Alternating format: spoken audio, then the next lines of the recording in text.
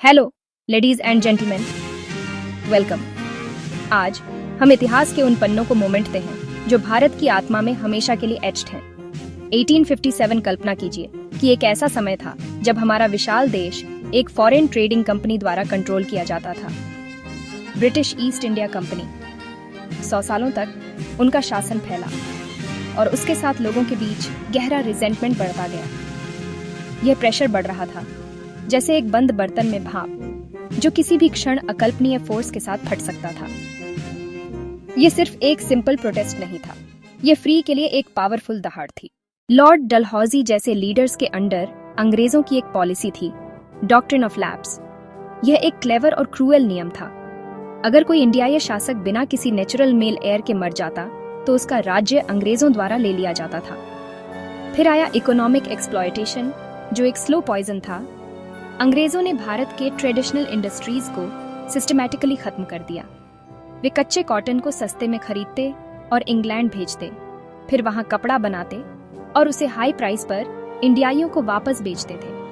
आखिरी चिंगारी नई एनफील्ड राइफल से आई। एक अफवाह फैली कि ये कारतूस गाय और सुअर की चर्बी से ग्रीस किए गए थे। हिंदू और मुस्लिम सिपाहियों के लिए यह उनके धर्म का एक असहनीय अपमान था।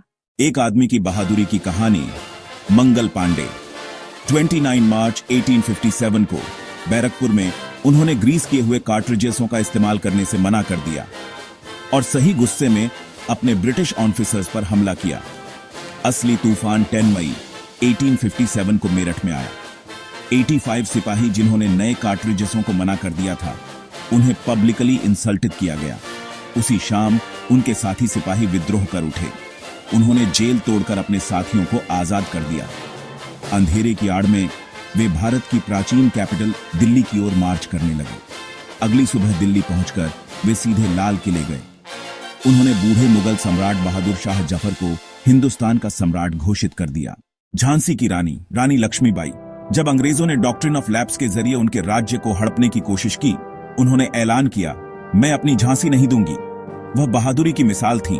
अपने छोटे बेटे को अपनी पीठ पर बांधकर युद्ध में उतर गईं। कानपुर में लीडर नाना साहब थे, जो आखिरी मराठा पेशवा के गोद लिए हुए बेटे थे।